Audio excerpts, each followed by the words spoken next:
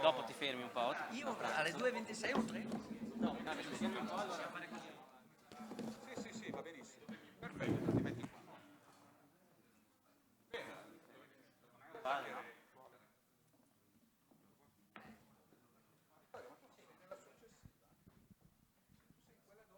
Ah, sono in quella dopo. Abbiamo un po' troppe sedie. Allora, io direi che 1, 2. No. Date volume?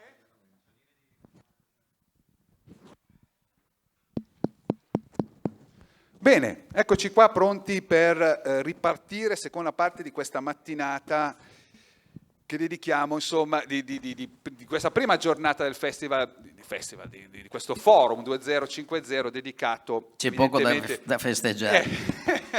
Dedicato evidentemente proprio alla transizione che, come dicevamo in apertura, ha assunto anche un carattere, una dimensione diversa.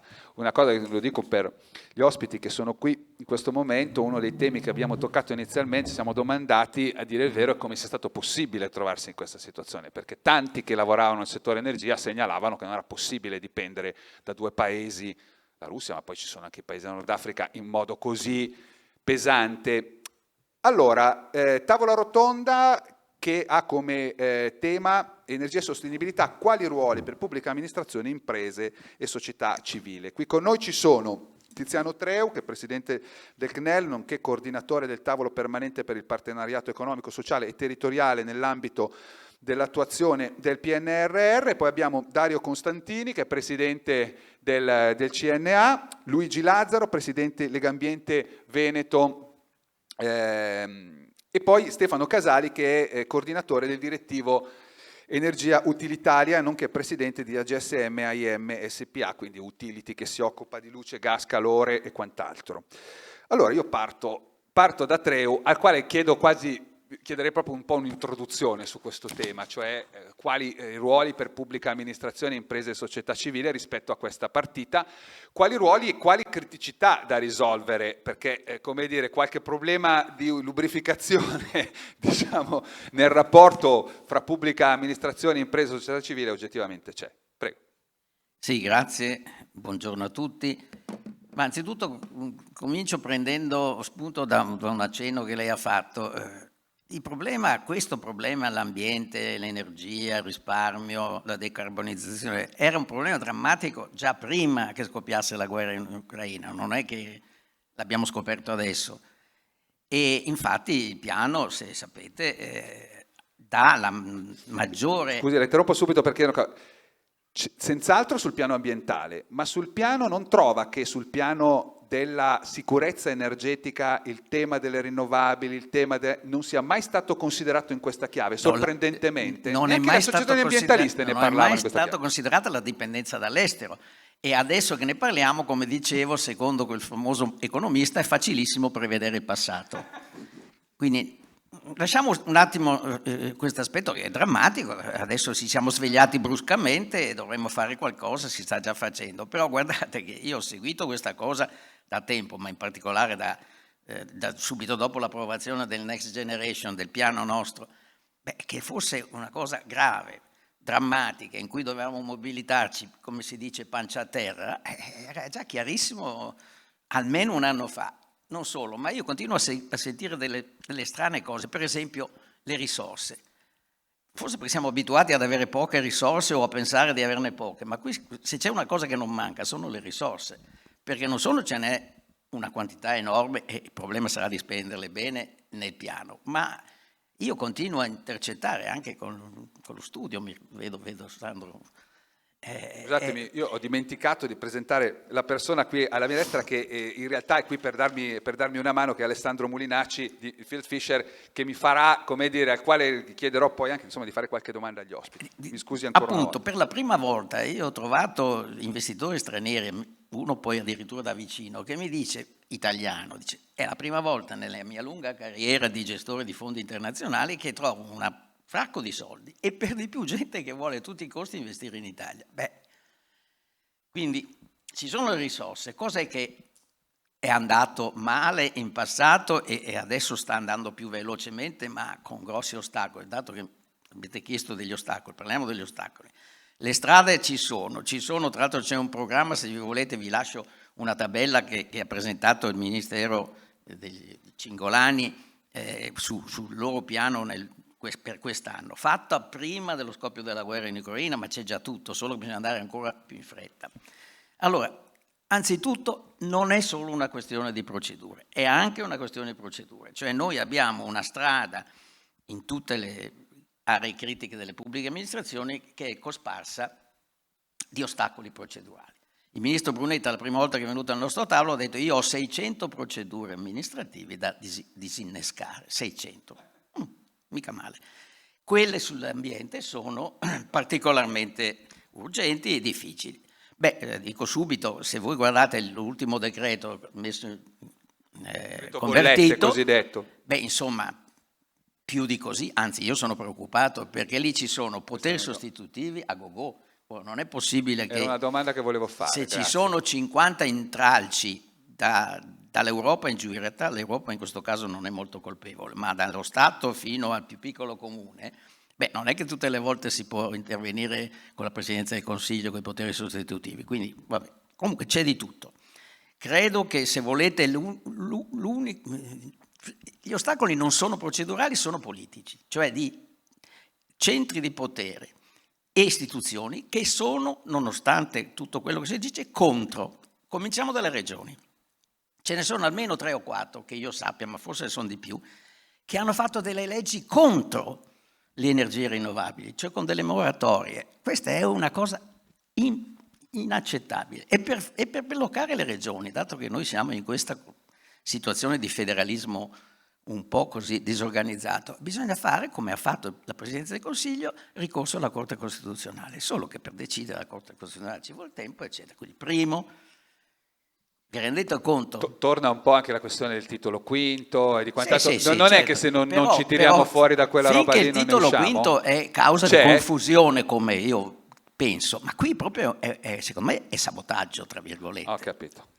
Secondo, io non posso non chiederle se una di queste regioni è quella in cui ci troviamo. No, che io sappia no. Bene, okay. Per forza devo chiedere. Ma non mi è mica detto, guardi, c'è anche regioni che proclamano fede nel futuro verde e poi combinano questi guai. Poi c'è un problema di organizzazioni di interesse che alla fine non vogliono. Per esempio alcune organizzazioni dell'agricoltura che dicono che sarebbero d'accordo, l'agrovoltaico, c'è tutto un progetto qui, però le aree idonee le volete fare qui, ma io dico che è meglio farle là, vogliamo farle là, è meglio che dico che sono qui, eccetera. Quindi secondo tipo di ostacoli. Poi, vediamo, poi un'altra cosa, molte di queste attività andrebbero fatte in rapporto, e veniamo al tema pubblico-privato, cioè la collaborazione tra il pubblico, che è destinatario principale dei fondi, e il privato è fondamentale, in vario modo. Sia per avere soldi, perché leggo oggi proprio sul 24 Ore o ieri, che se si coinvolgesse fino in fondo la finanza privata, quella giusta, in questi tipi di attività, energie rinnovabili, eccetera, si potrebbe moltiplicare i già grandi investimenti che sono previsti nel piano per 6 o 7 volte, quindi soldi veramente non mancano. Cos'è che non va? Guardate, noi abbiamo fatto, io la prima volta tra l'altro che partecipo a una cosa del genere, una riunione di almeno 10 direttori dei 5 ministeri più importanti per vedere perché in Italia non si usano abbastanza queste formule PPP, no, come si dice, Public and Private Partnership. Le difficoltà sono molto legate alla valutazione finanziaria, perché meglio, chi prende il rischio? Se le cose poi non vanno, cioè si fa 50-50... Non è che non manchino gli esempi, non è che manchino... il punto, l'esperienza passata non è tra le più felici. Allora lo Stato dice, ma io non metto in bilancio, che già sono inguaiato con i miei bilanci pubblici, tutto il rischio perché non lo posso permettere, quindi c'è un problema enorme, io non sono un esperto, vi assicuro, è complicato, come mettere bene la ripartizione del rischio in modo da non sfondare il bilancio ed essere seri.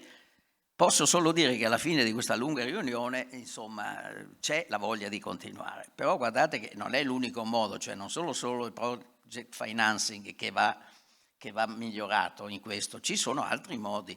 Io per esempio penso che gli 8.000 comuni, se volete le 100 province, che le province ci stanno dando da fare molto in questo periodo. Per esempio per aiutare i piccoli comuni a fare i bandi, che poveri piccoli comuni sono capaci, le province ci stanno dando da fare e li mettono insieme, cercano di dargli consulenza, eccetera. Beh, dico, il privato, secondo me, oltre che a metterci i soldi, potrebbe anche aiutare a dare un'efficacia maggiore a questi strumenti, perché non bastano i soldi, bisogna farli funzionare bene. E quindi queste cose in parte si stanno facendo, in parte no. Cosa voglio dire? Io credo che dopo lo scoppio della guerra è tutto diventato ovviamente più frenetico, più drammatico. Sì. No, mi sono dimenticato un altro ostacolo, ve lo dico subito. No, mi chiedevo, ci sono magari due percorsi. Per quello che riguarda il rapporto pubblico-privato, sicuramente non aiuta la responsabilità personale del funzionario quando va a fare delle scelte. Questo sicuramente è un elemento che in qualche modo crea entropia Si dice spesso che effettivamente nella pubblica amministrazione uno è No, terrorizzato però di fare guardate, qualcosa di nuovo. Dall'altro lato, invece, dalla parte opposta, il comportamento, penso a tutti gli iter amministrativi che tu citavi, vabbè, a parte quello delle regioni, il comportamento della sovrintendenza certe volte è eccedente. Ecco, stavo dicendo che mi ero dimenticato quello, le sovrintendenze e i beni culturali sono un ostacolo molto duro, tanto è vero che il ministro Franceschini nell'ultimo Consiglio dei Ministri ha avuto del suo buon da fare per cercare. No, a proposito della prima, no, è meno vero, perché guardate, ogni tanto noi ci scordiamo che siccome negli ultimi anno e mezzo sono stati almeno 10 i decreti che sono intervenuti nelle varie materie, abbiamo perso il conto. Per esempio questo della responsabilità, sia pure in via sperimentale, è già stato superato solo per dolo. Ora, addirittura contro il parere dei magistrati e anche di alcuni della Corte dei Conti, questa norma è stata disinnescata, cioè la paura della firma adesso, almeno da questo punto di vista, c'è meno. E Speriamo che non abbiano perso il conto anche quelli che adesso possono firmare, se non sono sicuro che lo sanno. No. Lo sanno. No, non è che non sanno, non vogliono, fanno finta di non sapere. Non scherziamo. Vabbè, quindi adesso direi che dopo adesso la finisco, ma insomma sentiamo qua. Dopo lo scoppio di questa drammatica tragedia, ovviamente qualcuno dice dobbiamo riscrivere il piano, storie, non si può fare se non siamo d'accordo in 27 paesi, che non esiste. Bisogna accelerare soprattutto in quelle zone che abbiamo più critiche come queste qua. E mi pare che veramente, io sono tanti anni che seguo queste cose qui, non avevo mai visto, a parte Draghi che sta facendo un forcing sulle amministrazioni, vi assicuro che sono tutti di corsa. Io vedo, sì, c'erano anche i fannulloni ancora, ma vi assicuro che soprattutto nei livelli di responsabilità delle amministrazioni centrali c'è una frenesia che io non avevo mai visto in 40 anni e quindi insomma le cose sono velocizzate. Adesso bisogna quindi scegliere quali sono i punti, però la finisco. Guardate che il punto per andare nella direzione giusta non è che c'è da fare una cosa, cioè passare tutto all'idrogeno, che tra l'altro è un punto difficile secondo me dopo domani mattina. No, ma io la vedo perché c'è l'area delle energie rinnovabili, che vuol dire tecnologie nuove, vincere gli ostacoli, dove le facciamo, solo sui terreni agricoli no, lo facciamo sui tetti degli edifici pubblici come dice Brunetta, lo facciamo offshore. Io tra l'altro ho avuto un'audizione, non so se c'è qualcuno qui, ma sentiteli, di questa associazione dell'eolico, che questa è una tecnologia che fa grandi progressi, metterlo offshore dovrebbe avere meno problemi di tutto e quindi insomma bisogna fare... Costa un po' di più. Costa di più, ma giustamente. Gente mia, ma intanto paghiamo il gas 10 volte di quello che lo facevamo ieri, quindi... Poi però ci sono 2 o 3 altri filoni, se voi guardate, io vi do questa tabella del Ministero, i filoni per andare in quella direzione sono: il primo è il risparmio energetico, il primo è quello, prima ancora di tutto, quindi vuol dire 60 milioni di persone che chiudono la luce, che non sprecano l'acqua, eccetera, a cominciare dai miei figli tutti verdi e tutti che sprecano l'energia. Poi, come applicare veramente l'economia circolare? Perché l'economia circolare è complicatissima, tanto è vero che io non riesco bene a capire tutto, però capisco che vuol dire gestione dei rifiuti, vuol dire riciclo, insomma, e c'è una delle cose che è venuta richiesta più dalle vostre parti, da tutte le parti che sono presenti al tavolo, è cerchiamo di avere una strategia chiara, cioè non ognuno va avanti per conto suo, sulla gestione dei rifiuti e sull'economia circolare. Io fermo un attimo, adesso andiamo degli altri. Devo dire, su questo mi piacerebbe aggiungere, se posso, un commento di 30 secondi. Non c'è solo la questione delle... perché noi spesso confondiamo l'economia circolare, io trovo, con il tema del riciclo delle materie. Ma una parte consistente starebbe nel recupero delle funzioni, si parla di fabbriche di demanufacturing oggi, con la possibilità, per esempio, una batteria di un'auto che è fatta di migliaia di piccole celle, queste possono essere estratte, testate singolarmente e riutilizzate nella misura in cui sono riutilizzabili. Per un paese che produce macchine per l'industria come noi, questo è un orizzonte straordinario, perché si tratta di vendere altre macchine ad altre come dire, fabbriche in giro per il mondo, non solo per fare la manifattura, ma per fare anche il demanufacturing. Questo sarebbe un orizzonte. Ma poi il vero problema dell'economia circolare, uno, è che andrebbe fatta la impostazione prima, pensata, cioè uno deve costruire in modo by design, dire, come riciclabile, si dice. che tutto vuol dire cambiare il modo di pensare completamente da 100 anni a questa parte. Dario Costantini, allora abbiamo avuto, no, questo, per esempio, questo così Treu ci ha sottolineato il ruolo dell'efficienza energetica, del risparmio dell'efficienza energetica, e oggi per esempio abbiamo una misura come quella del 110 che aiuta sul lato diciamo dell'edilizia, però allo stesso tempo è una misura che sta creando enormi problemi, non solo di carattere finanziario, le casse dello Stato, ma io parlo con le aziende che fanno parte del CNA, che a livello centrale mi pare appoggi fortemente questa misura, ma poi io parlando con le aziende, io sento delle aziende che non riescono più a fare un preventivo, che dice oh, se mi chiedi un preventivo domani ti devo fare un preventivo diverso, non riescono a approvvigionarsi dei materiali, perdita di tempo, aumento dei costi, in un modo attualmente sono oggettivamente raddoppiati molti costi, e non solo sulla parte di materie prime, anche sulla parte di manodopera sono raddoppiati. Allora, a proposito di rapporti fra pubblica amministrazione, privati, eccetera, eccetera, non si riesce ad avere per una volta, anche a livello industriale, diciamo delle varie associazioni di categoria, come dire, una capacità di guardare nel lungo periodo? Queste fiammate di incentivi esorbitanti, poi seguiti da marce indietro, non ci fanno più male che altro? Lo dico anche perché, ripeto, molte aziende si lamentano, ma devo dire, a sentire l'associazione di categoria... avanti così. Prego. Buongiorno a tutti. Innanzitutto mi consenta di ringraziare chi mi ha invitato e di fare complimenti sia al Comune di Padova che a Soesco che a Field Fisher, giusto? E vi faccio i complimenti perché finalmente un'occasione per guardare appunto come sottolineava lei in prospettiva, no? E questo fa onore al vostro territorio, non mi stupisce perché io ho l'onore di avere un mio vicepresidente nella presidenza nazionale di CNA, Guarino Gastaldi, quindi uomo imprenditore solido, quindi attraverso di lui ho conosciuto meglio la vostra gente, quindi complimenti per l'iniziativa. Guardi, però non fraintendiamo i super bonus e ricordiamoci che cos'è il super bonus. I super bonus non l'hanno costruito e inventato per le aziende, Il super bonus è stato fatto Molti la pensano in modo assolutamente opposto, ma comunque... Anzi, molti direbbero che è stato fatto per le aziende, direi proprio quelle che rappresenta lei in gran parte. Il super bonus è una misura studiata per i cittadini, io da cittadino ne ho usufruito per esempio, per ovviamente rendere meno energivore le nostre abitazioni.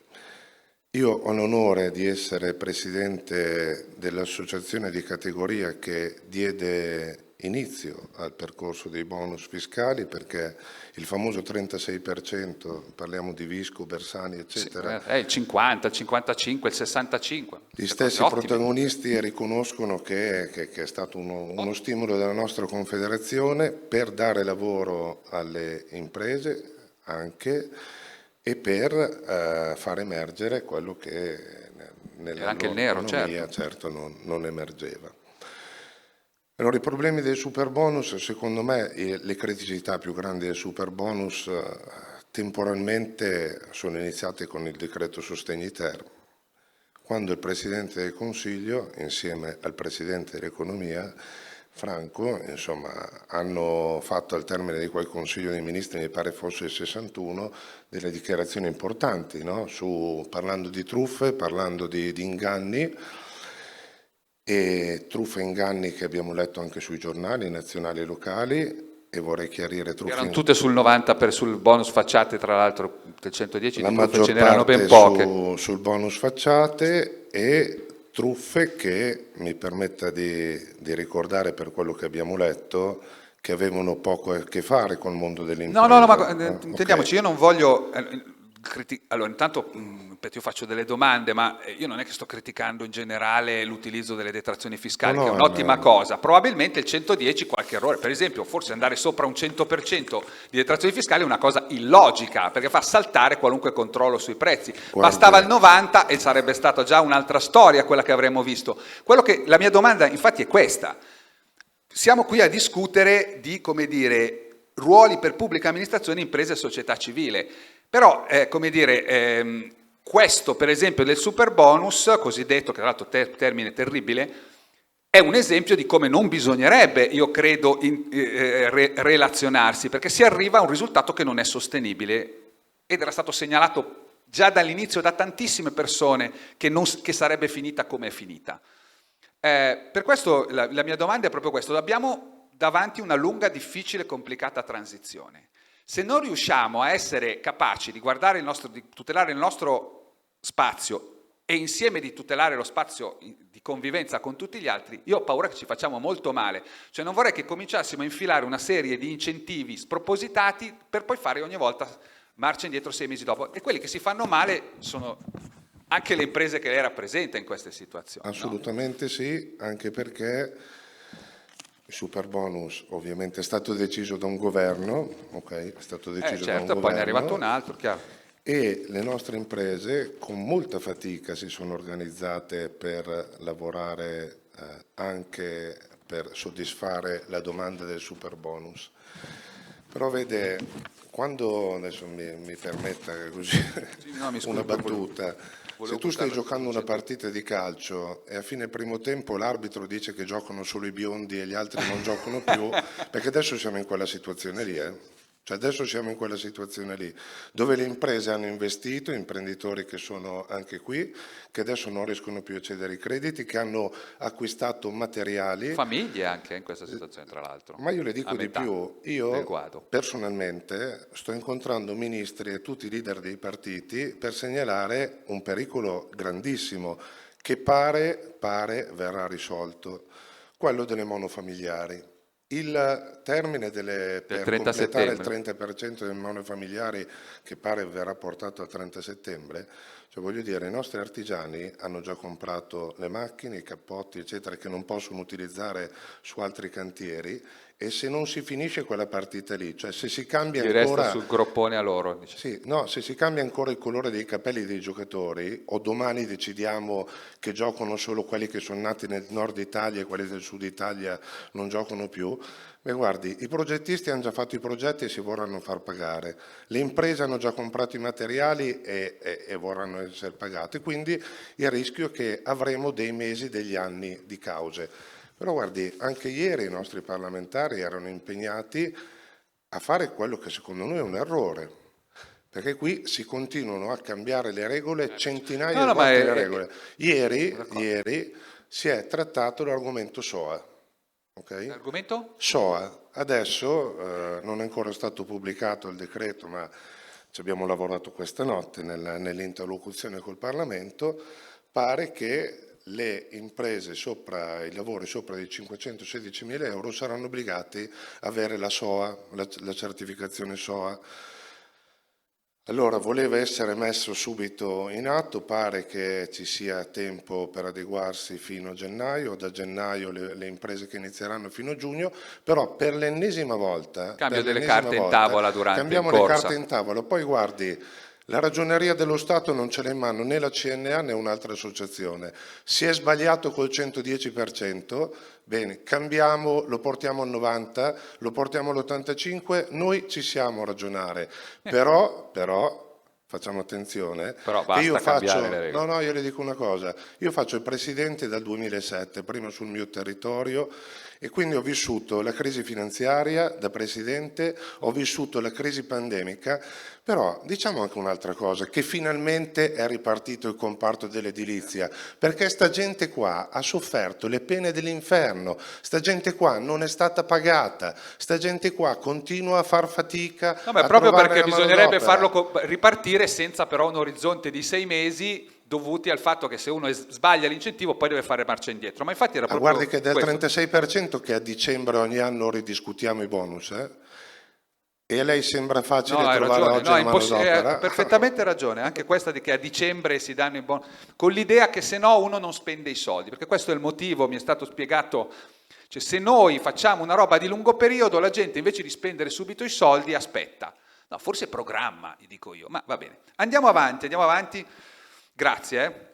Poi abbiamo tempo, credo, di fare un breve secondo giro. Vado da Lazzaro, al quale pongo un altro tipo di problema, a parte naturalmente un breve commento a quanto è stato detto naturalmente, ma che è l'altro aspetto, conosciamo bene, una fortissima opposizione spesso sui territori a moltissime iniziative, anche semplicemente necessarie. Poi, quindi il problema cosiddetto del NIMBY, con una diciamo, specie di schizofrenia fra il livello centrale, perché Legambiente a livello centrale ha certe posizioni, e poi quello che quasi tutti i vostri associati fanno, o molto spesso fanno sui territori, dove poi c'è opposizione molto spesso molto forte, non sempre comprensibile.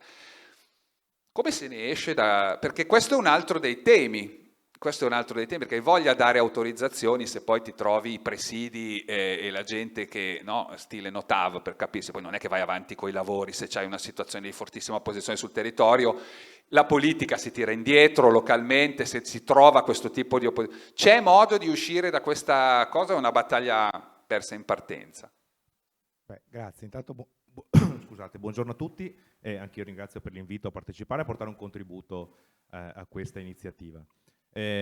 Provo a fare una premessa anche per in qualche modo rispondere alle sollecitazioni e poi arrivare al punto.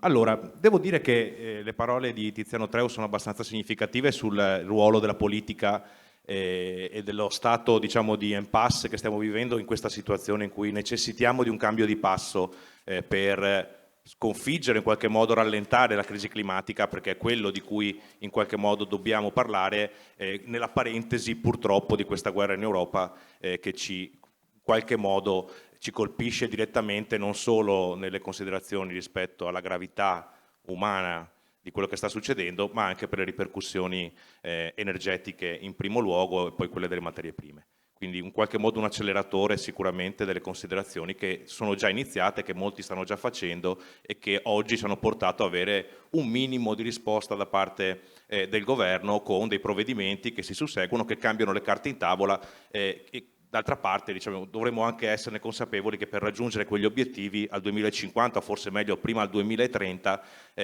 dobbiamo cambiare paradigma. Lo dico perché qualche giorno fa le parole che mi hanno colpito del Ministro allo Sviluppo Economico Giorgetti sono una richiesta di rallentamento della decarbonizzazione per in qualche modo una risposta alle esigenze di tutti noi, questa è la considerazione, perché non riusciremo a mantenere quello che abbiamo sostanzialmente e quindi per rispondere alla crisi dobbiamo rallentare la decarbonizzazione. Ecco, noi Ci aspettiamo, al di là diciamo, della posizione puntuale sui fenomeni, ci aspettiamo che invece la politica L'esatto contrario, lei dice. l'esatto contrario, Perché questa è la domanda, accolga lo stimolo un po' per di fondo invece, di questo momento. e invece affrontare dei cambiamenti necessari. Questo impone un cambiamento in qualche modo dell'approccio, nel senso che accettare il cambiamento climatico, accettare il raggiungimento degli obiettivi complessivi globali e poi quelli declinati al nostro Paese, significa in qualche modo mettere in dubbio anche il proprio stile di vita, il proprio stile di impresa. Ed è la cosa più difficile che attraversiamo, è quella su cui la politica in qualche modo poi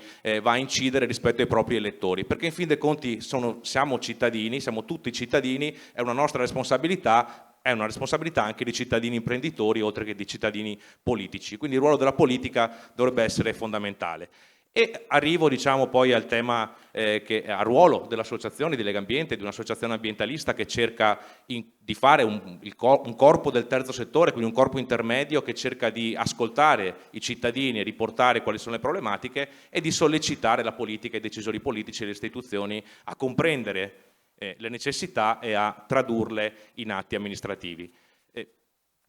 Questo comporta che ci sia senz'altro una pressione territoriale da parte dei cittadini che protestano su molte opere. Poi farei notare esiste un forum NIMBY nazionale che analizza questo a livello nazionale e fa notare come in Italia, nel nostro paese, le principali proteste ad esempio di opposizione, chiamiamola NIMBY, viene dalle pubbliche amministrazioni che si oppongono ai progetti. Questi sono i numeri, circa il 30%. Poi ci sono i cittadini. E l'altro caso così curioso è che la maggior parte delle opposizioni sia quindi di fenomeni NIMBY o NIMTO, quindi not in my term of office, quindi non quando governo io, avvengano diciamo sulle fonti rinnovabili e quindi non su impianti centrali. C'è un caso molto divertente da raccontare. Qualche anno fa cominciarono a sperimentare un sistema eolico innovativo che invece di utilizzare delle pale, perché tu più vai in alto più vento prendi, allora vado su con degli aquiloni.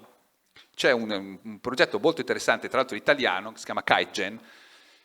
In teoria potreste dare 1 chilometro o 2 di altezza dove il vento non manca mai. In pratica questo aquilone mano a mano che sale svolge una specie di cavo che si fa girare un generatore elettrico. In teoria potenziali energetici spaventosi. Cominciano a fare una prima sperimentazione, vanno in un praticello, credo fossero in Emilia Romagna, con un kite di quelli da surf, perché tecnicamente la cosa non è, sono molto più grandi, e nasce il comitato No Kite, che vuol dire no aquilone. Immediatamente stavano facendo volare un aquilone. Quindi, come dire, sono d'accordo, sono d'accordo, ma si arriva al paradosso, no? Certe volte la sensazione è che è chiaro che la priorità principale per tutti quanti è la transizione energetica, è passare dalle fonti rinnovabili, economia circolare, ma la sensazione è che quando poi si declina da un punto di vista locale, gruppi di cittadini anche, che fanno parte anche della tua associazione, piuttosto che realtà locali, guardino più l'interesse locale che non l'interesse complessivo, che è quella della transizione energetica. È una osservazione corretta oppure no? Ma guarda, in quello che dicevo prima è che l'osservazione è corretta in tutti i gruppi diciamo, di azione, quindi può esserlo all'interno dei comitati locali, può esserlo all'interno delle imprese, il mondo delle imprese ad esempio, che magari non ha capacità di agire, o può esserlo all'interno della politica. Io poi l'ho interrotta, stava dicendo che l'opposizione è soprattutto sugli impianti rinnovabili, sull'eolico immagino soprattutto. Sull'eolico, ma anche sugli impianti fotovoltaici, ad esempio, insomma, qui in Regione Veneto magari non è ancora arrivata la notizia a livello centrale, anche perché se ne discute da più di un anno, c'è una legge in discussione, un progetto di legge 97 per normare in qualche modo le fonti rinnovabili sul suolo, quindi i pannelli fotovoltaici, che sostanzialmente vorrebbe limitare l'installazione di impianti fotovoltaici, o meglio, insomma, fare una specie di moratoria, ecco, è inutile che usiamo tanta retorica intorno alle questioni, una moratoria per impedire che si sviluppino le fonti rinnovabili nella nostra regione, di fronte ai dati e ai numeri che invece ci raccontano tutt'altro. È inutile che li ricordo io, c'è la scienza, la ricerca, l'università che in questo ci dà una mano, ma ci sono i panel internazionali, l'IPCC, gli obiettivi climatici e energetici declinati e quindi scientifici. Allora, è qui il ruolo dell'associazione che cerca, che fa un percorso da tanti anni anche nei territori per rovesciare quell'immaginario che invece vede l'ambientalismo come gli ambientalisti come primi oppositori delle realizzazioni degli impianti nel territorio, Per rovesciare quell'approccio abbiamo messo in campo un percorso anche come associazione che guarda prima di tutto al coraggio di fare le cose. Noi siamo quelli che stanno chiedendo in questa regione, insieme a altri soggetti, tra cui Italia Solare e altri soggetti delle rinnovabili, oltre che a un pezzo del mondo dell'agricoltura, perché non sono tutti diciamo, schierati nella stessa posizione, stiamo chiedendo che quella legge non vada avanti, una legge regionale che burocratizza e che impedisce, che fa diventare farraginoso l'avvento delle rinnovabili, piuttosto che si guardi alla scienza, un approccio scientifico alle questioni che ci rendiamo conto essere quello più complicato, perché in qualche modo rischia di demolire l'ideologia, insomma, l'idea di difesa del proprio orticello, ma che è l'unico modo per riuscire a affrontare delle questioni cruciali come quella appunto della necessità di diminuire la dipendenza energetica in questo preciso momento e di non crescere oltre quel grado e mezzo che la scienza ci racconta essere diciamo, chiaramente... Senta, una domanda, secondo lei, per esempio, pensiamo agli impianti eolici, no? Gli impianti eolici, insomma, oggettivamente, intanto si vedono, poi a me piacciono, a me piacerebbe anche vederli, ma uno legittimamente può trovarli sgradevoli o quant'altro. In alcuni paesi, per esempio, si è trovato in qualche modo la possibilità di redistribuire una parte della ricchezza prodotta da questi impianti alla popolazione che si sorbiva la presenza, mi lasci dire, delle pale eoliche. Ecco, su questo abbiamo dei meccanismi in Italia, funziona questo tipo di scambio, è qualcosa che si può immaginare di mettere... No, perché curiosamente quando bisogna fare una nuova ferrovia, tutti i comuni che si trovano sulla strada si fanno rifare la scuola, si fanno rifare le rotonde, poi la ferrovia costa 50 milioni al chilometro, si scopre perché hanno rifatto, come dire, la viabilità di mezza regione, e il singolo cittadino in fondo non è in una condizione tanto diversa, dice va bene, mi mettete le pale eoliche, ma come hanno fatto in Danimarca, in Olanda, se mi riempite di pale eoliche io l'energia poi me la date a due spicci, o mi date una parte dei proventi, li date al comune. Ci sono dei meccanismi del genere che funzionano in Italia, possono essere una soluzione per come dire, sbloccare certe situazioni? Bah, guarda, ti direi, avete citate prima le comunità energetiche, sono uno strumento che possono aiutarci non a ragionare con l'eolico sull'energia. Dura, si può, però chiaramente con l'eolico parliamo di un altro tipo di utilità, diciamo, di impiantistica per la produzione energetica, però il fatto di pensare all'energia non come elemento, diciamo, economico, quindi non come la produco per venderla, ma la produco per autoconsumarla, potrebbe essere la chiave di lettura che ci fa cambiare l'approccio sulle rinnovabili oggi, che c'è questa strana idea che le rinnovabili fanno bene solo a chi le fa, insomma, no? Bisogna avere gli strumenti, ecco, la centrale a carbone del Delta del Po non penso abbia avuto compensazioni per i cittadini che ci abitavano intorno, piuttosto che a Porto Marghera, insomma, ecco, sulle rinnovabili dobbiamo sempre inventarci qualcosa per compensare un danno che magari non c'è. Penso all'eolico che si trova spesso nei progetti a 12 miglia dalla costa, non si vede nemmeno, e quindi non riusciamo a comprendere. Vabbè, a parte l'offshore, certo, a parte l'offshore, però anche qua, vero che l'eolico offshore non si vede, ma costa dal doppio al triplo, noi non siamo nel mare del nord, non abbiamo i fondali bassi. L'ultimo impianto approvato. Non è che non ci sia spazio ancora in terra per fare fotovoltaico, per fare eolico.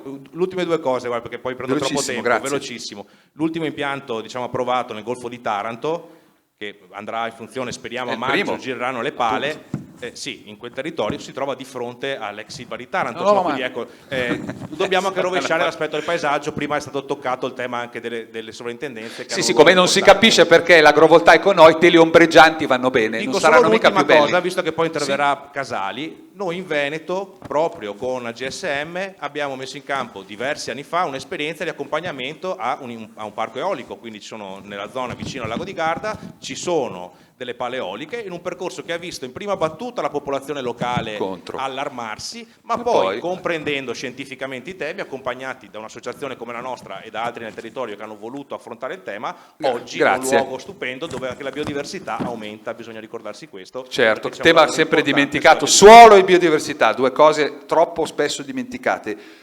Casali, allora, intanto un po' di stimoli mi pare che siano venuti fuori, ho visto che almeno fisicamente reagiva ad alcune delle cose dette. Una cosa che le voglio chiedere, diciamo precisamente, l'ha sollevato subito Treu il tema. Adesso abbiamo avuto un decreto con molte semplificazioni, dovrebbe essere benvenuto dal punto di vista anche di una utility energetica.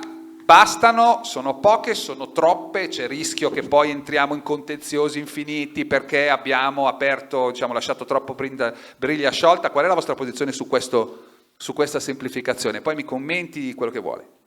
Beh, intanto grazie anche agli organizzatori, a lei e a tutti i relatori qui presenti. Ma io sono reduce da aver presieduto proprio venerdì un comitato esecutivo energia di Utilitalia e abbiamo commentato una novità che ci ha abbastanza così irritato, tant'è che abbiamo scritto anche al governo. E arrivo alla sua domanda perché è coordinata a quello che vi leggerò. Arriva un tweet da Palazzo Chigi, organizzazione governativa, con tanto di tutto il logo, con scritto, questo la settimana scorsa, sale al 25% la tassa sugli extra profitti delle grandi aziende energetiche, che andrà a finanziare il pacchetto di aiuti per pensionati e dipendenti. Se qui c'è qualche partita IVA siete stati dimenticati o imprenditori, perché finanzieremo solo i pensionati e i dipendenti. Notate che c'era stata prima una previsione di tassa del 10%. Questo tweet arriva senza nessuna concertazione con le società che producono energia e adesso mi sembra difficile concertare una misura del genere, te la possono solo imporre. Giusto? E stiamo appunto adesso capendo cosa sta succedendo. Cosa vuol dire? Che è proprio, c'era un detto latino che diceva corruptissima repubblica plurime leges. Quindi voglio dire, quando, adesso non sto parlando di corruzione, ma sto parlando che corrompono il mercato. Perché se prima c'è un benefit o un bonus e dopo arriva una tassa, cioè l'imprenditore si trova in una condizione assolutamente ingestibile. Io capisco che il genio italiano è straordinario, è il migliore probabilmente del mondo, però è come se uno fa una maratona e a metà maratona, preparato per i famosi 41 km eccetera, gli dicono: no, guarda che ne devi correre 60. Sì. Oppure questo è lo zaino. O questo è lo zaino. Allora, così non funziona. Così non funziona. Premesso che poi sono sbagliati tutti i calcoli, perché si prevede di guadagnare 3 miliardi di euro da questo provvedimento, i nostri calcoli non portano questo. Ma questo porta a assolutamente rendere l'attività dell'impresa che deve fare energia oppure efficientamento energetico totalmente squilibrata. Faccio una premessa, se no dico, ma hai guadagnato con l'extra utile. Tutti quelli che si occupano di energia sanno che purtroppo questa crisi mondiale non ha fatto guadagnare le multi-utility e i produttori di energia, perché le abbiamo subite come tutte le imprese. Cioè gli utili che le multi-utility hanno avuto, gli extra utili sono finiti nelle mani di? Sono nelle tasche di? Sono figli di non il commerciale delle imprese, perché lo sappiamo tutti e dopo vi darò dei dati concreti. L'utile è proprio lo sviluppo delle altre business unit, delle altre unità di impresa, degli altri business. E allora cosa vuol dire? Qual è il cortocircuito? Che se tu dalla notte alla mattina vai a tassare degli utili che non c'entrano con la produzione di energia, vai ad alterare quei piani industriali che devono magari, concertate coi territori, produrre energia da fonti rinnovabili. Credete che, qui ho visto tantissimi colleghi, no? I nostri piani industriali sono tutti finalizzati alla Convenzione di Parigi. A GSM-IM il 100% degli investimenti sono per una produzione carbon free. Transizione. Quindi quello che voglio dire è che questi tweet, che questi lanci, come dicevano anche i relatori precedenti, non sono coordinati, cioè poche cose chiare e precise, perché se no, se tu defiscalizzi un qualcosa e dopo la ritassi il doppio... È quello di cui stiamo discutendo dall'inizio, questi avanti e indietro sono peggio del male spesso che vogliono risolvere. Gli ospiti di questo convegno che fanno efficientamento energetico, noi lavoriamo con questa realtà. Prevediamo, perché riuscire ad avere lo stesso risultato consumando la metà, capite cosa vuol dire, no? Allora, però tutto questo non si crea dai tweet, ma si crea dal lavoro e dall'impegno. Sì, togliendogli le risorse. E ci vogliono anche risorse. Se queste risorse vengono in corso d'opera prelevate, è anche difficile poi arrivare agli obiettivi che ci vogliamo tutti prefissare. Grazie. No, tra l'altro, insomma, mi sembra difficile discutere questo. Certo, è un momento veramente sui generis, come dire, è un momento straordinario, è un momento di guerra, quindi come dire, in guerra si dice vale tutto, no? Io lascerei... Sì, non dicevo, forse invece di una fiscalizzazione così come nuda e cruda come è stata fatta e come è ipotizzata, forse ipotizzare che quella parte che sarebbe da fiscalizzare fosse destinata proprio necessariamente a certi tipi di investimenti, forse questo aiuterebbe sicuramente a indirizzare una politica economica tale per cui non distribuisci utili, ma... Bravo, non distribuisci utili, ma sei vincolato a utilizzare quelle somme per fare certi investimenti. Ma sarebbe sicuramente un provvedimento più virtuoso. Volevo precisare una cosa, poi non mi dilungo, che chi produce energia per questa nazione, per questi territori, per questi cittadini, non è che non vuole fare la propria parte. Ci credo. Però, voglio dire, neanche ricevere via tweet un provvedimento che non è stato né concertato né altro. Magari si arrivava alla stessa cosa con un tavolo, studiando dei meccanismi virtuosi e rispettosi. Io lascerei come un'ultima battuta al nostro Treus, abbiamo il piacere di avere qui 2 o 3... Insomma, sì, ma a parte ancora... quest'ultima battuta, sì, evidentemente questa idea di decidere per Twitter, insomma, è una delle peggiori dimostrazioni della degenerazione della comunicazione, non solo in questo settore. Però guardate adesso che tra Palazzo Chigi e i vari ministeri ci saranno 500 tavoli. Io quello generale che io vedo, che è quello del tavolone, per così dire, in cui ci sono tutti, ciascuno che arriva lì dice io vorrei un mio tavolino. E insomma, se questo come non dubito è stato fatto in questo modo che non va bene, però vi assicuro che qui il problema è che tutti devono veramente cercare di mettere davanti questi obiettivi difficilissimi, davanti anche a una visione parziale. Se c'è da correggere un provvedimento, bene, però guardate che qui siamo davanti a una situazione, come dicono tutti, drammatico. L'altro giorno c'era un articolo che diceva ci sono dei dilemmi morali oltre che politici in questo momento. Come facciamo a mettere insieme lo sviluppo e l'ambiente?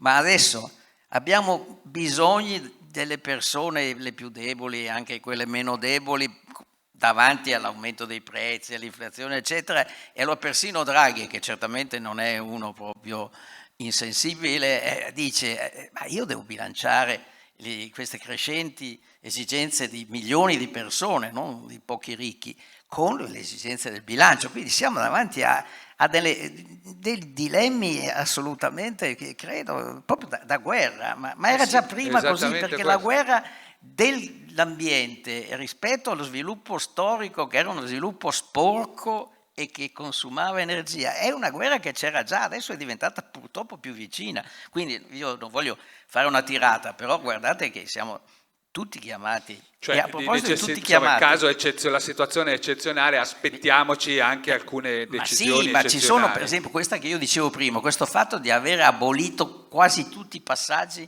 negli investimenti in energie alternative, è una cosa che io non avevo mai visto. La semplificazione vi piace? Cioè la trovate adeguata come... Allora, la semplificazione in Italia va sempre fa bene. Sempre bene. Senso, No, abbiamo anche il record di leggi... Di semplificazione. Di leggi in generale, quindi secondo sì, certo. almeno 1 milione di leggi in Italia andrebbe abolita. No, a proposito di che tutti dobbiamo fare la nostra parte, non so se avete notato, ma c'era sempre sul vostro giornale, il vostro giornale è molto meglio della Gazzetta Ufficiale. Lo legge troppo, mi dispiace farvi la propaganda, ma per le cose nostre serve. E l'Unione Europea da tanto tempo che lo discute di generalizzare l'obbligo delle aziende, prima le quotate ma anche le non quotate, di dare periodicamente dati su effettivamente cosa loro fanno per l'ambiente e contro l'ambiente, le cosiddette rendicontazioni non finanziarie, che adesso sono poca roba, ma che diventeranno uno strumento fondamentale. Perché? Perché tutti dobbiamo misurarci. Io dicevo prima di risparmio, non avevo in mente solo chiudere la luce dei miei figli.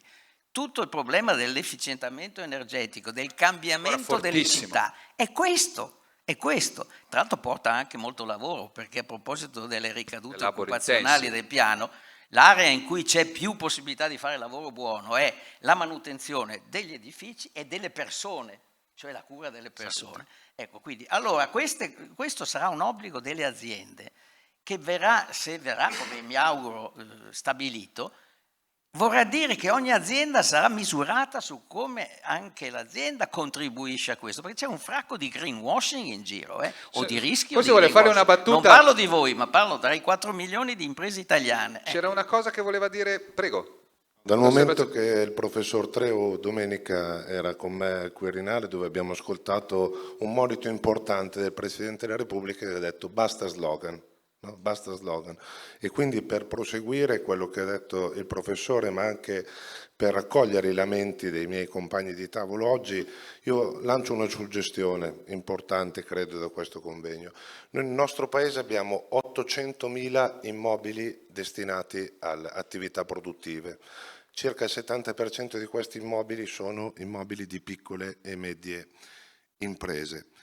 Se noi agevolassimo e incentivassimo la copertura di questi immobili con fotovoltaico, quindi senza metterlo nei terreni, eccetera, perché prima il professore parlava dei soldi destinati all'agri ma non c'è niente invece nel PNRR su quello che riguarda gli edifici produttivi. Però ecco, perché lì siamo sul mercato, no? Cioè, sono già competitivi. Cosa vieta ad un'impresa di mettersi dei pannelli fotovoltaici sul tetto? C'è bisogno di incentivare tutto, Guardate che molte cose perché anche, va incentivata io una mi cosa auguro del che genere? solo il contributo che ciascuno dà, che poi ritorna. Certo, però sta di fatto che oggi, visto che rientrano dopo 7-8 anni dell'investimento, non lo stanno Detrazione facendo. fiscale. Io sto parlando di 400 milioni di metri quadri di coperture e se le riempissimo idealmente di fotovoltaico ci sarebbero 50.000 megawatt in più di energia autoprodotta e quindi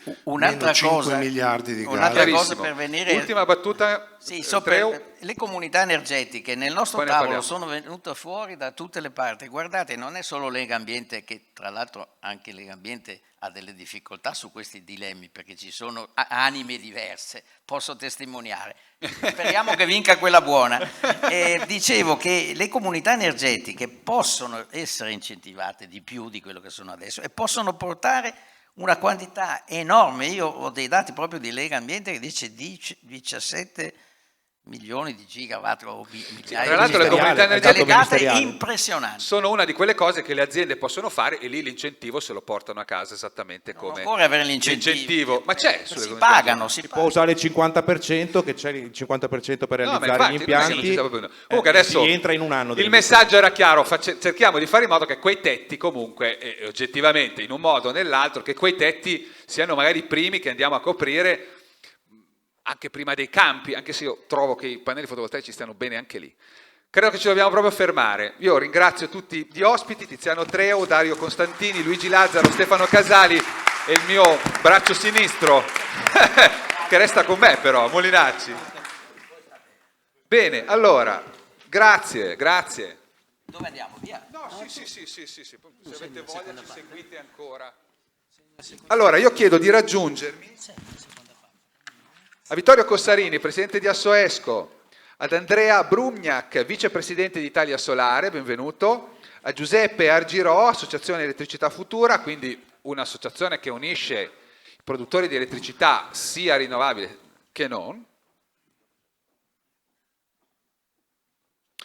E poi abbiamo Arturo Lorenzoni, professore di economia dell'energia dell'Università degli Studi di Padova, direi ben noto qui a Padova anche per i suoi impegni in politica.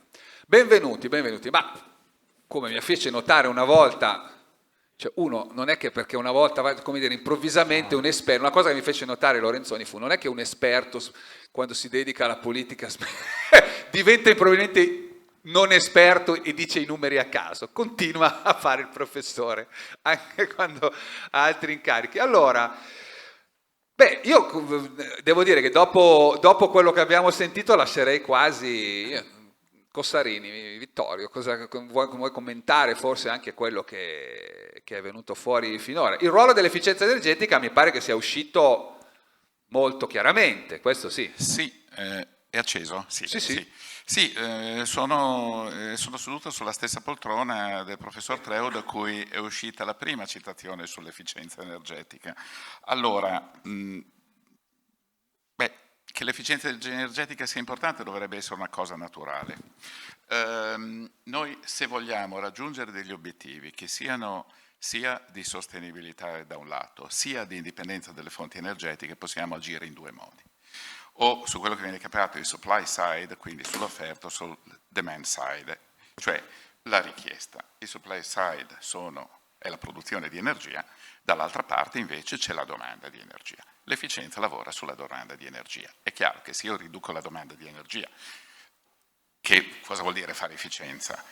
Ridurre la domanda di energia a parità di prodotto. Il servizio ottenuto. Certo. Parliamo di un servizio, di un livello di servizio erogato all'inquilino, quindi il benessere all'interno.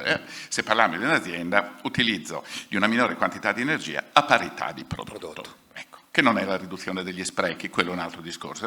Quelli vanno ridotti, ovviamente. Bene, se noi facciamo questo, abbiamo due effetti. Il primo, ovviamente, riduciamo il nostro costo energetico, che si parli di imprese, si parli la di spesa famiglie. energetica. La spesa energetica, certo, il costo in chilometri.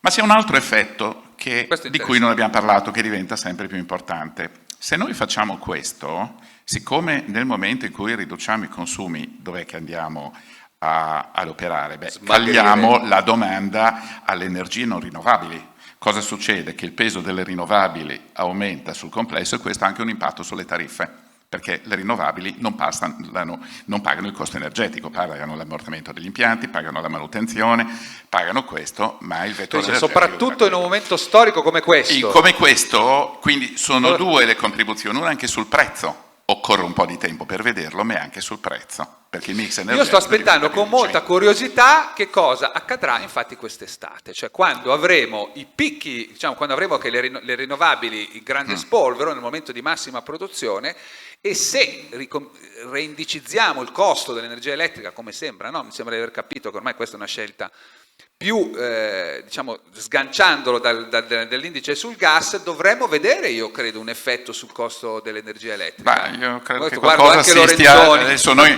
non siamo esperti di questo, perché noi lavoriamo... Poi le rinnovabili in realtà anche nell'efficienza vengono utilizzate. Faccio un esempio, se io prima abbiamo menzionato i tetti, se io metto il fotovoltaico sui tetti, questa in realtà è efficienza, perché quell'energia elettrica va all'azienda che richiede meno alla rete. Quindi in realtà la rinnovabile, il fotovoltaico in questo caso è uno strumento tecnico, però è l'uso che ne faccio che determina tutto. In quel caso siamo nel mondo dell'efficienza. Finanziabile perché cominciano i rendimenti del fotovoltaico sui tetti ad essere sopportabili dalle ESCO, dalla finanza tramite terzi, che consente di finanziare. Se invece utilizzo il fotovoltaico su un terreno per produrre elettricità da distribuire, sto facendo una centrale elettrica, allora lì vado nel mondo vero delle rinnovabili e della produzione, quindi sul supply side, sulla riduzione del consumo diretta del consumo, qui siamo sull'indiretto.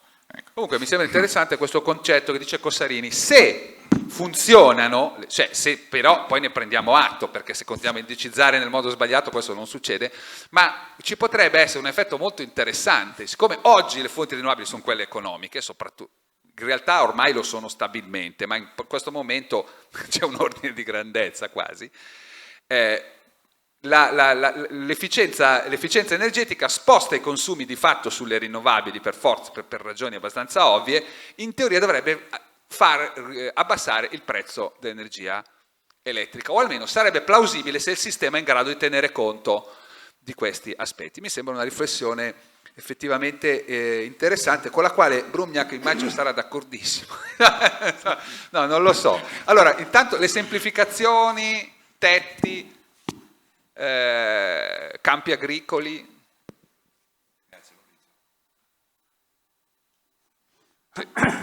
Grazie, innanzitutto buongiorno a tutti e grazie per l'invito. Direi che già oggi sono stati così tanti spunti che metterli insieme è molto molto difficile, quindi cerco di dare alcuni commenti a quello che è stato detto. Semplificazioni, le semplificazioni sono sempre ben accette e sarebbe bello in un mondo perfetto non farle sull'onda di un'emergenza e quindi sempre con l'ansia, perché poi la fretta è cattiva consigliera, dovremmo essere veloci ma non frettolosi, e invece probabilmente ogni tanto quando c'è troppa fretta, non tutte le ciambelle vengono sul buco, bene la semplificazione sugli impianti sotto i 50 kW, benissimo la Solar Belt, malissimo l'articolo 15 e l'articolo 37 di cui si parlava, cioè le tassazioni sugli extrautili, che due commenti velocissimi. Uno, Italia Solare ha scritto un comunicato in cui ha detto siamo disposti a fare la nostra parte, quindi sì, quello vero, che dicevi prima tu, che nessuno accetterebbe non è vero, perché c'è una componente etica che è tutt'altro che banale.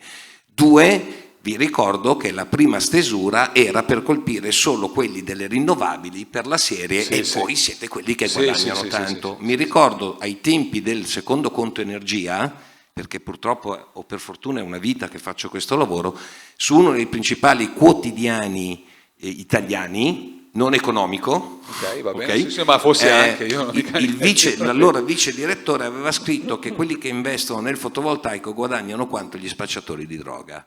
Affermazione molto simpatica, e non parlo di 100 anni fa, 12 anni fa. Quindi alcune cose sono da sistemare, ma ci sta, perché le cose fatte in fretta. Comunità energetiche, ne parlavamo prima, eccezionali, e eccezionali se le regole del gioco verranno fatte bene. Mi dispiace correggerti, nel nord Europa è già da mo' che le fanno, Danimarca, Germania, ci sono già diverse esperienze esattamente come in Italia che sono state applicate con altre modalità. Adesso abbiamo finalmente recepito la RED 2 dal 15 dicembre dell'anno scorso, entro 180 giorni bisogna avere il decreto attuativo. Ero a un convegno venerdì, parlavo con alcuni senatori della Commissione Ambiente che mi dicevano che il decreto sarà in ritardo. Al di là del ritardo che ci può stare se le cose vengono fatte bene, la mia paura è che in quel decreto non ci siano gli strumenti per veramente dare diffusione a un qualche cosa che tra l'altro si parla nel titolo di pubblica amministrazione anche, no? Ma la comunità energetica è eccezionale perché mette insieme imprese, pubblica amministrazione e cittadini. Certo che bisogna fare delle regole pratiche che siano semplici e che siano quindi implementabili. Il 4 aprile il GSE ha aggiornato parzialmente le regole tecniche sulle comunità energetiche, è un documento molto molto bello di 142 pagine. Ora io faccio questo mestiere da una vita, me lo leggo e penso di capirlo quasi tutto, ho questa supponenza, ma mi immagino il funzionario tecnico del comune, e non del comune di Padova che magari è più strutturato, ma del comune piccolino, perché la stragrande maggioranza di comuni italiani sono piccoli, che vuole far partire una comunità energetica e deve leggersi 142 pagine di regole tecniche, io penso che sia una barriera all'ingresso. Mi auguro che quindi venga fatto un decreto non con troppo ritardo e che dia agevolazione. Impianti a tetto, dimmi quando mi devo fermare. Allora, prima del rincaro energetico, faccio fotovoltaico dal 2005, prima del rincaro energetico degli ultimi 6-8 mesi, un impianto a tetto di un'impresa industriale correttamente dimensionato dava, visto che ci sono tanti economisti, dava un IRR full equity intorno al 14%, con un mutuo chirografario in leva 70-30, 70 debito, 30 di capitale, l'IRR su quel 30 va oltre al 30%. È vero, il payback time è 5, 6, 7 anni, oggi si è contratta a 3 perché abbiamo quintuplicato i costi. Ma non servivano incentivi per gli impianti a tetto, servivano incentivi molto più alti, e al Ministero dello Sviluppo Economico abbiamo provato a dirglielo in tutte le lingue, per l'amianto, che è una piaga sociale, e 12 centesimi dati nei registri del DMFR non servono, perché danno un tempo di ritorno di 20 anni. Quindi se io sono un imprenditore e faccio i miei interessi, se ho l'amianto con 12 centesimi non sono incentivato a toglierlo.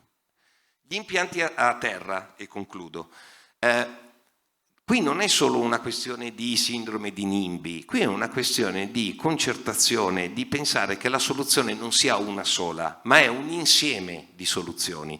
Prima gli impianti a tetto, tutta la vita, ma pensare che solo con gli impianti a tetto si possa portare un'accelerazione in quello che è il cambio di paradigma, no? Da centralizzato a distribuito e da fossile a rinnovabile, è utopia. Allora, comunque alla lunga servono non gli c'è spazio impianti sui anche a tetti terra. per mettere giù tutto quello che dobbiamo mettere, anche se li riempissimo tutti i tetti non ci basterebbe lo spazio. Quindi per forza bisogna Per seguire forza. tutte e due le Allora, strade. il concetto di aree idonee, che diceva il Presidente prima, è fondamentale. Sapete quanti sono, Lega Ambiente lo potrà testimoniare, spero che sia ancora in sala, sapete quanti sono i cosiddetti terreni ancora oggi detti agricoli che sono non coltivati da decenni? Da decenni.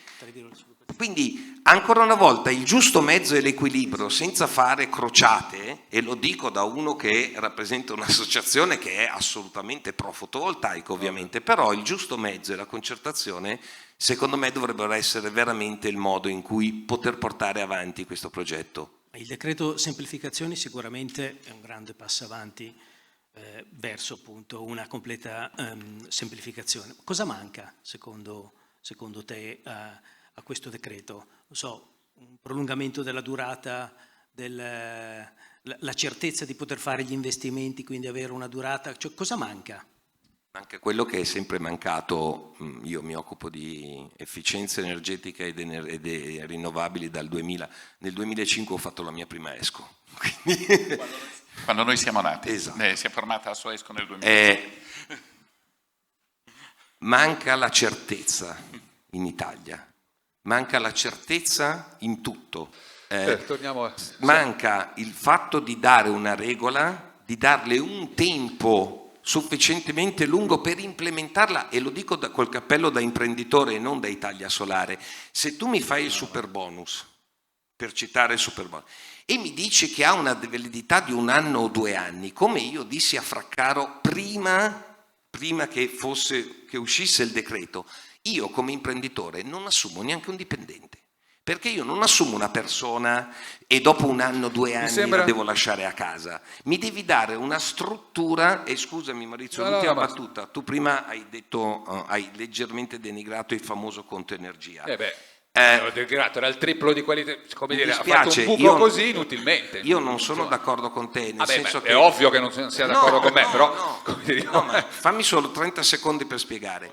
Quello che ha ucciso quel bellissimo sviluppo che abbiamo avuto, eravamo il secondo paese al mondo nel fotovoltaico, al mondo, senza produrne un centimetro quadrato. Al mondo. Sì. Qualcosina producevamo. Beh, tieni conto che il secondo produttore al mondo di inverter era in Toscana. È vero, gli inverter sì. E comunque avevamo iniziato a fare le prime fabbriche e c'erano progetti europei per fare fabbriche di polisilicio. Ma quello che ha ucciso il conto energia e quindi il fotovoltaico in Italia 12 anni fa è stato il Salvalcoa. Non è stato il conto energia, perfetto. E il Salvalcoa è stato quello che ha liberato le gabbie. No, ma torniamo alla questione che abbiamo detto, se ci si domanda se in un paese normale si fanno delle regole o degli incentivi sostenibili e poi li si sostengono. In questo strano paese facciamo incentivi a un certo punto dal nulla, incentivi cosmici. Noi avevamo il fotovoltaico in Italia era incentivato il triplo che in Germania, in termini assoluti, il triplo. Eppure hanno messo giù un sacco di fotovoltaico anche in Germania.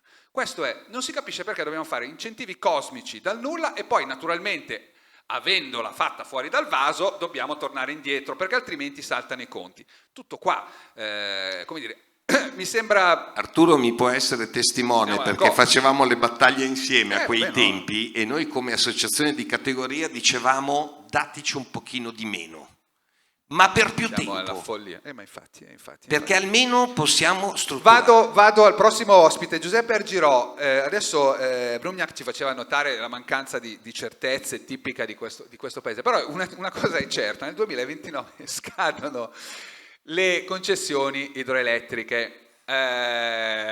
E adesso non sono sicuro di aver capito correttamente, ma scadono anche tutte o in gran numero, insomma, contemporaneamente nel 2029.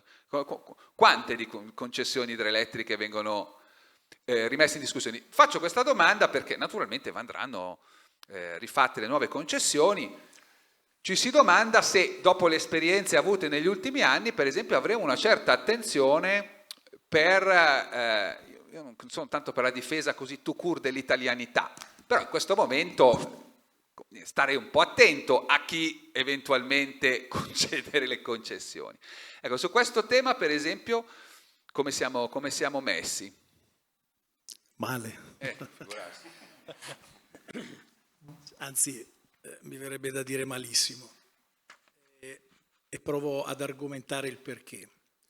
Se fai riferimento all'italianità può dar la sensazione di un'accezione negativa.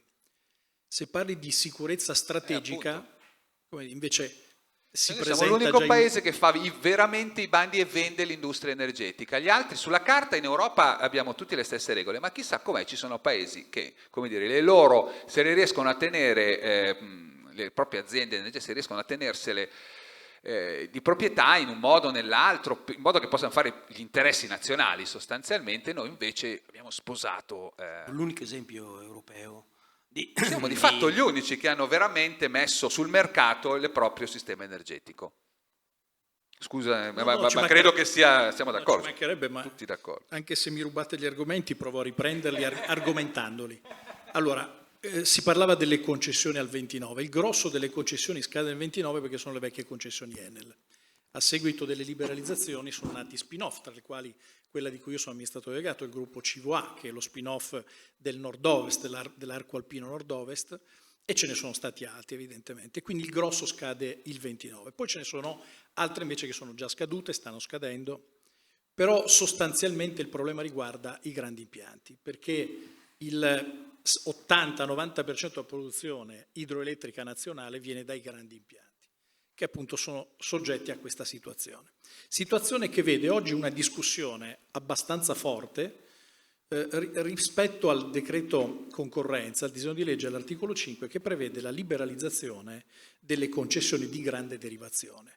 Liberalizzazione che a nostro avviso è una scelta profondamente sbagliata, non perché non vogliamo il mercato, perché siamo tutti a favore del mercato, ma perché esistono da un lato delle asimmetrie, citavate prima il caso delle asimmetrie rispetto a tutti gli altri paesi d'Europa, tutti, siamo l'unico paese che sta facendo in Europa le liberalizzazioni sulle concessioni idroelettriche, parliamo di asset strategici che riguardano la sicurezza nazionale, che riguardano quegli strumenti che fanno riaccendere la rete elettrica quando c'è un blackout, e parliamo, qui ancora non è emersa questa cosa ma mi fa piacere ricordarla, perché talvolta mi sento figlio di un dio minore, è la più importante fonte rinnovabile del paese.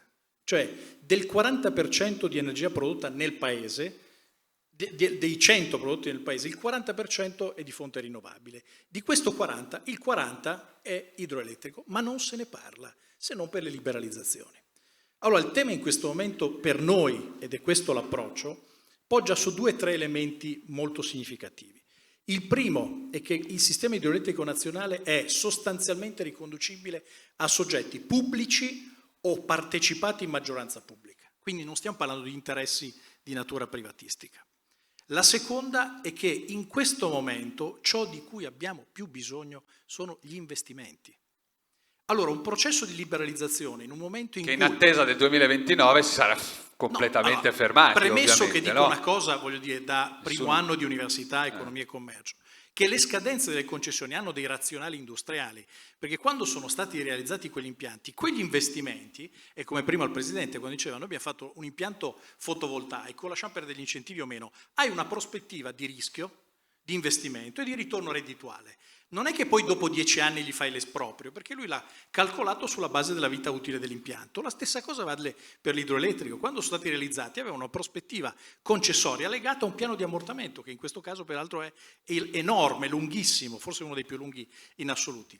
Allora, se tu modifichi in corsa queste cose, crei uno squilibrio. Però perché modifica in corsa? Questa cosa del 2029 non è che non si rispetto sapesse. agli investimenti, intendo dire. Cioè si dice talvolta non si fanno investimenti, ma io che rappresento una società controllata al 100% pubblica, posso oggi fare degli investimenti e poi il 29 non viene neanche riconosciuto? No, è ovvio, ma siamo perfettamente... Cioè una cosa senza senso. Allora il tema è, vogliamo rilanciare gli investimenti e anche l'idroelettrico, che non viene considerato, può dare uno straordinario contributo, anche di accompagnamento allo sviluppo delle altre rinnovabili, perché è la più stabile, la più programmabile, a differenza delle altre. E quindi se c'è una crescita e un mantenimento, perché oggi è a rischio anche il mantenimento, non solo l'ulteriore crescita come contributo, può accompagnare mitigando l'oscillazione delle altre ferme. Siccome lei rappresenta una elettricità futura, comunque tiene dentro anche produttori di energia elettrica da gas, per capirsi, insomma, anche tutto il mix, un po' tutto il mix energetico. A lei questa domanda la devo fare, perché vivete, immagino, al vostro interno, non so se una tensione o una cosa, ma di fatto, come abbiamo finito di raccontare poco fa, che per quanto pubblicamente tutti diciamo viva le rinnovabili, poi sotto alcuni soggetti lavorano per rallentare. Ecco, questa situazione dal punto di vista della vostra associazione, che si è venuta a creare a livello anche internazionale, deve fare accelerare verso le rinnovabili, verso la transizione, o deve invece, no, poi con questa cosa andiamo da Lorenzoni, no, o come dice Giorgetti, bisogna invece rallentare? Voi avete una posizione come associazione, avendo, mi lasci dire, un conflitto di interesse interno, tra virgolette, perché li rappresentate tutti. Tutte le associazioni hanno posizioni conflittuali. No, ma non era per dire... No, ma non conflittualità tra persone, tra interessi. Sì, pensiamo certo. a Confindustria, che ha la produzione di energia e il consumo di energia. Allora, tutte le organizzazioni, la cosa intelligente è agire da classe dirigente e capire con oggettività, anziché sugli interessi soggettivi, qual è l'interesse generale. L'interesse generale è evidentissimo in questa fase, occorre accelerare. Però anche quando qualcuno, come autorevolmente anche il ministro Giorgetti, dice una cosa di questo genere, io credo che ci sia un problema anche di comunicazione alle volte, no?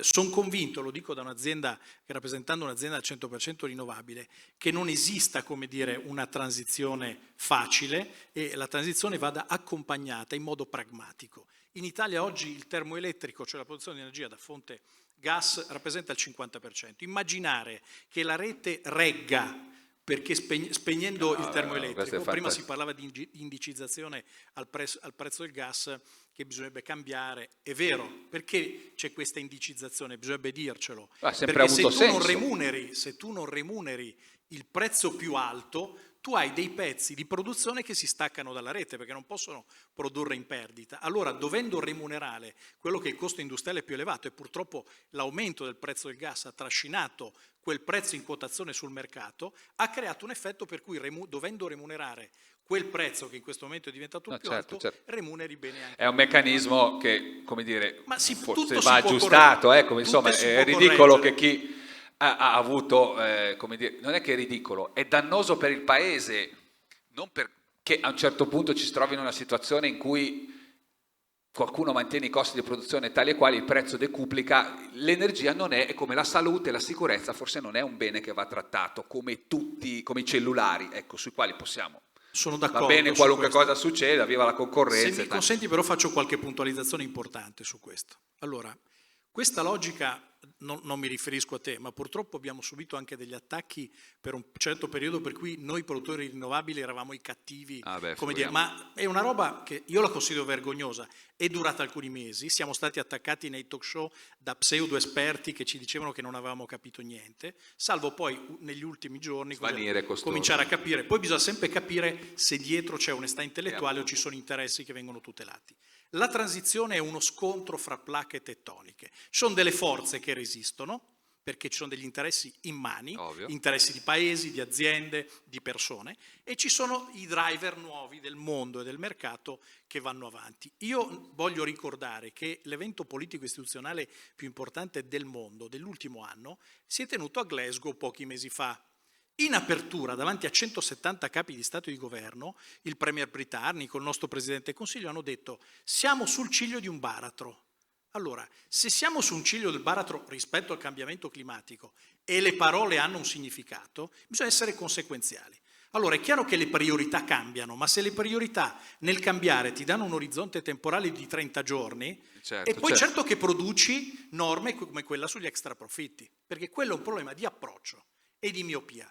E arrivo, e mi fa piacere dire una parola su questo, velocissima.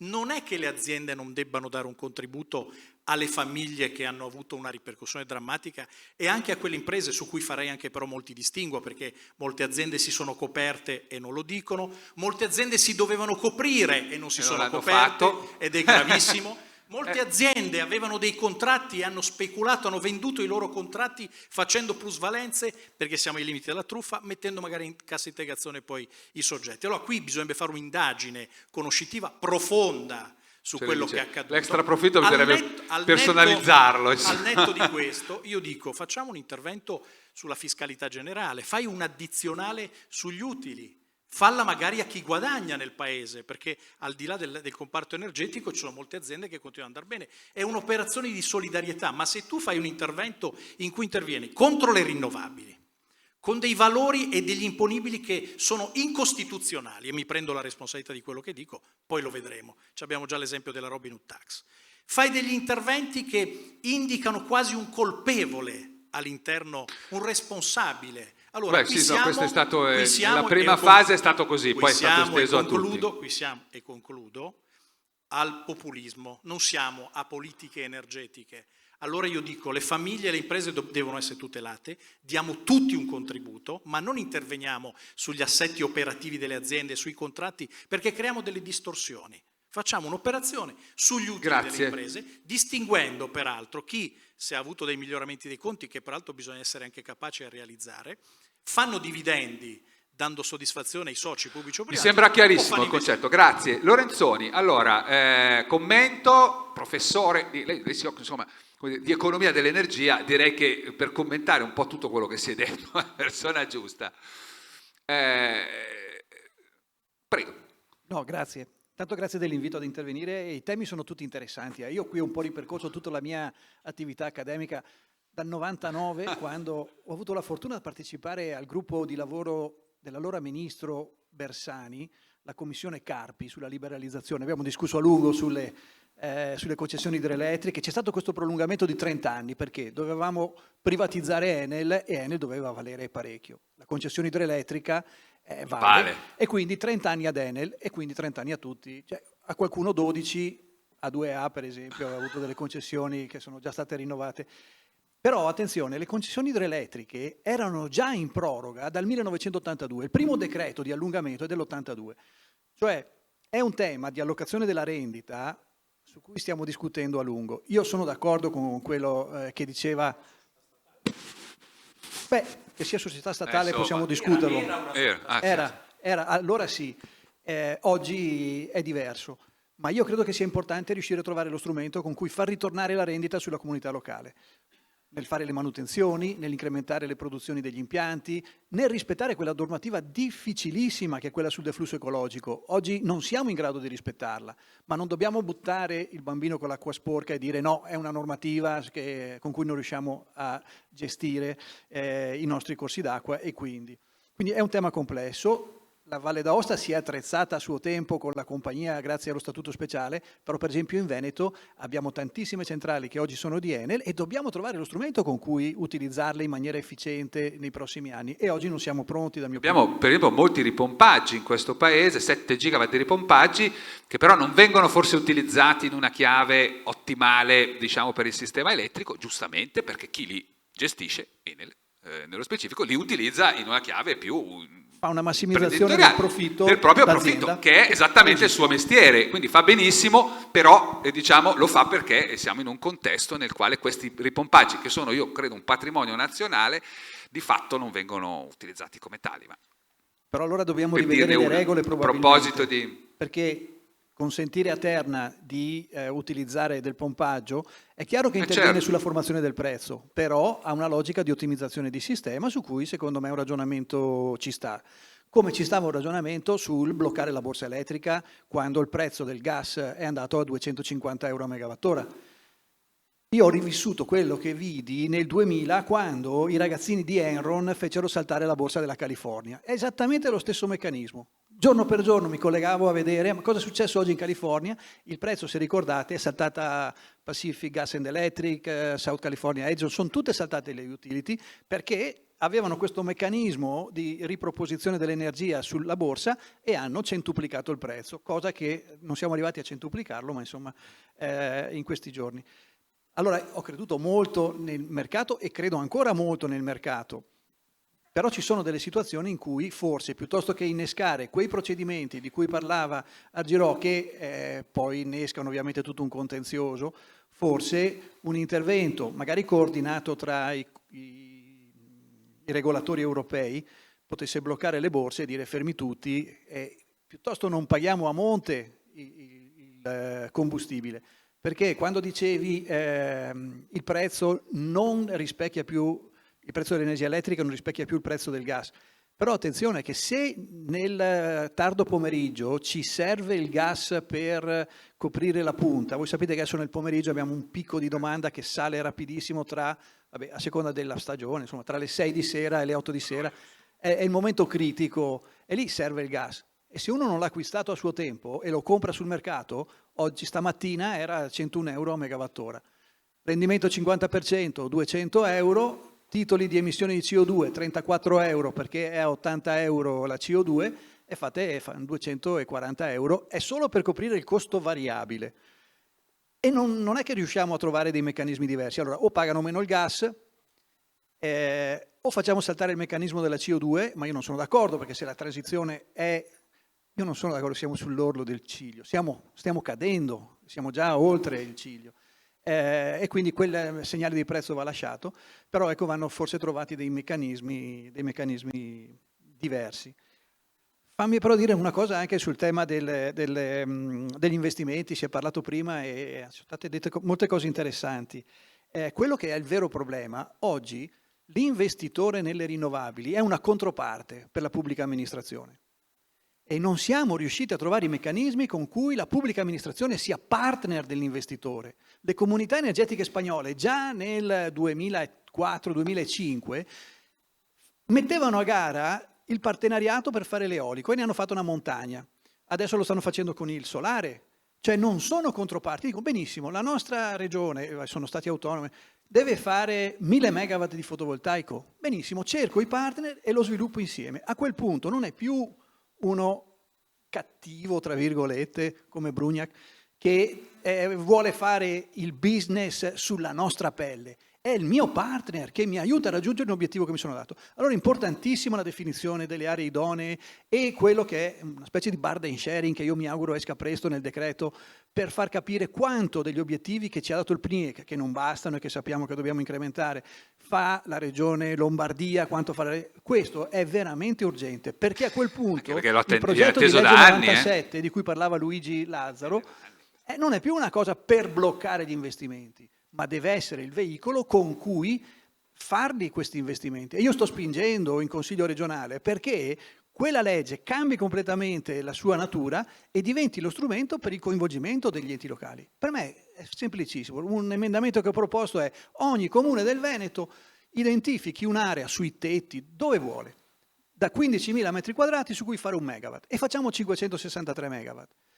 E così che la sentano un problema loro, tutti devono trovare 15.000 metri quadrati, poi tu non ce li hai perché sei un comune da 10.000 metri quadrati, per assurdo, chiedi al tuo vicino e ti metti d'accordo, però ti coinvolgo, devi diventare parte di questo processo decisionale e non è difficile, gli si dà 60 giorni, mi dici, e ti do già il modello contrattuale con cui fare il bando di gara, la regione diventa stazione appaltante per tutti, il bando di gara lo stesso, cosa fai?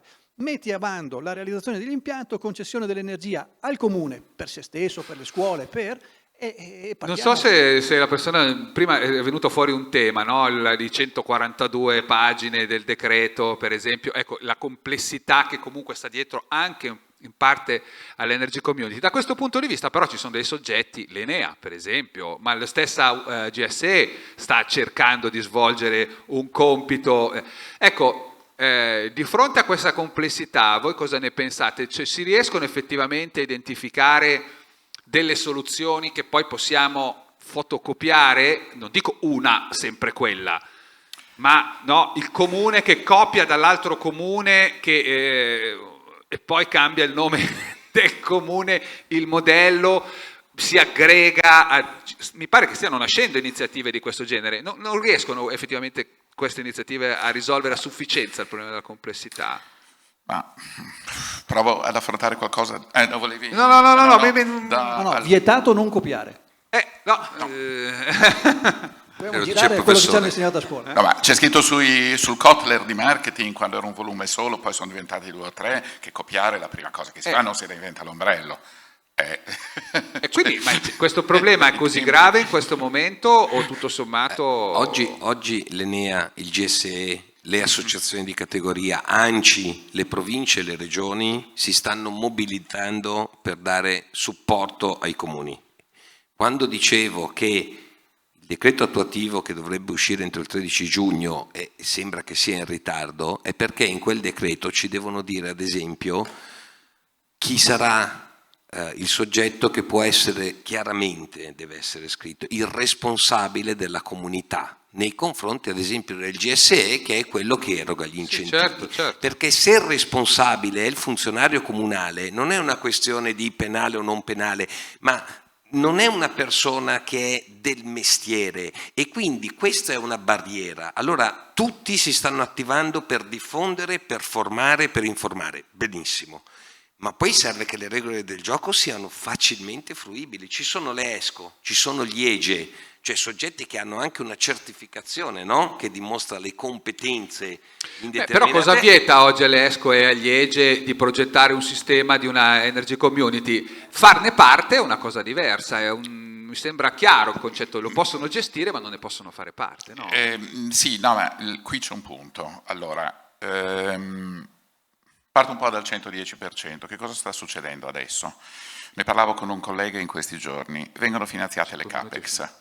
5 minuti, vorrei dire, in 5 minuti dobbiamo chiudere. Vengono finanziate le CAPEX, cioè gli investimenti. Certo. Bene, faccio un investimento e dopo?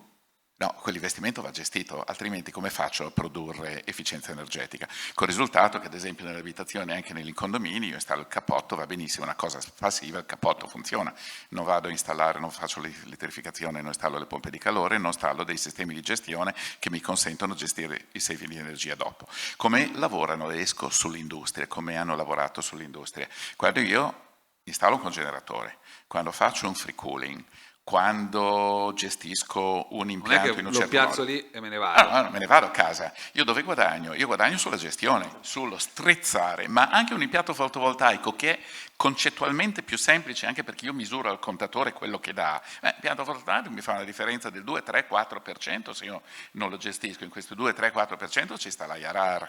Allora, questo è il modello. Oggi, ad esempio, 110% con cui noi lavoriamo, le nostre imprese lavorano, però noi che cosa dobbiamo fare? Il general contractor e sulle grosse strutture da garanti, magari scontare il credito, le aziende che hanno le liquidità per farlo, alcune ce l'hanno in proprio delle nostre, ma non è la missione vera sarebbe gestire l'impianto, fare della gestione, partecipare.